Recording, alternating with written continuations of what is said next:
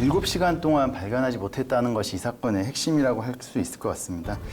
운전기사의 경우에는 경찰 조사에서 인솔교사가 챙길 것이다 라는 취지로 진술하였고요. 예. 인솔교사는 그때 당시에 차 안에서 예. 7살 아이 2명이 좀 소란을 피우느라 이를 제지하는 과정에서 좀 경황이 없었다라는 취지로 진술하였습니다.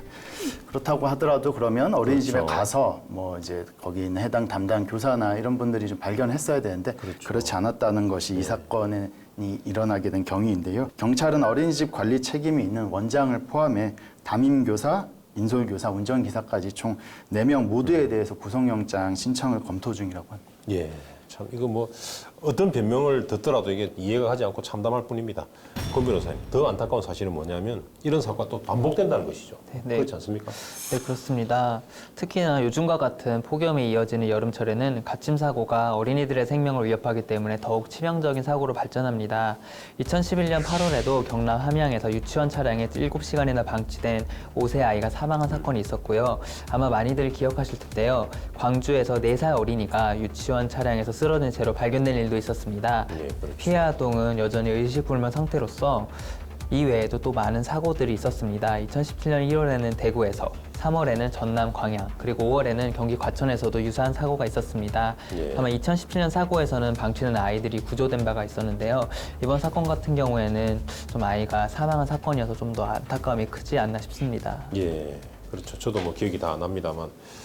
그래서 아마 광주에서 일어난 사건 이후에, 그러니까 2016년 12월로 기억되는데, 이때 도로교통법이 개정됐습니다. 그래서 53조 사항에 어린이 통학버스를 운전하는 사람은 어린이 통학버스 운행을 마친 후에 어린이나 영유아가 모두 하차하였는지를 확인해야 한다라는 조항으로 이제 신설이 됐죠. 그런데 또 사건이 발생했습니다. 왜 그럴까요? 어떻습니까? 권 변호사님. 왜 또 사건이 발생해요? 이거 뭐 네. 법조항을 만들어 놓으면 뭐 하겠습니까? 또 발생했는데. 네네. 물론 어린이 통학버스를 운전하는 사람의 주의 의무를 좀 명시하는 예. 조항이 신설된 것 자체는 좀 바람직한 것이라고 생각합니다. 예. 그렇지만 많은 사람들이 뭐 해당 조항이 있다는 사실을 모르는 사람들도 있을 것이고 운전하시는 분들도 이 조항의 존재를 모르시는 분들도 많을 것입니다. 그리고 아이들이 모두 내린 것, 하차해야 된다는 것을 확인하는 조항이 생긴 것만으로 예. 모든 사고의 발생을 막거나 뭐 줄일 수 있다고 생각하는 것 자체가 그렇죠. 좀 순진한 발상이 아니었나 저는 또 그렇게 생각합니다. 예.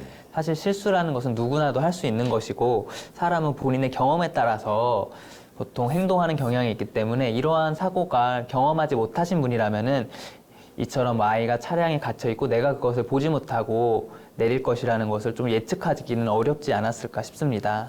어린이집 차량 안에 남아있는 영유아를 이제 점검하는 최종 책임자에 대해서 좀 모호한 것 같습니다. 여전히 지금 예. 운전자의 어떤 의무만 있는 부분인데 그렇죠. 사실은 이 예. 어린이집을 그러니까 처음에 승차하면서 하차하는 과정까지 여러 단계가 있는데 예. 그냥 운전자에게만 일방적으로 이렇게 좀 의무를 부여한 게 현실에 좀 부합하지 않는 것이 아닌가라는 생각이 듭니다. 기본적으로 차량 승하차 관리는 이제 그 인솔 교사가 담당하는 것이 맞고 차 안에 혹시 누가 남아 있느냐를 보는 것은 이제 운전기사가 하는 게 맞고 이런 식으로 좀 구체화하여 매뉴얼 한다거나 법령에 규정하는 것이 좋을 것 같은데 업무 분담이 좀 명확하지 않은 측면이 좀 아쉬운 것이고요.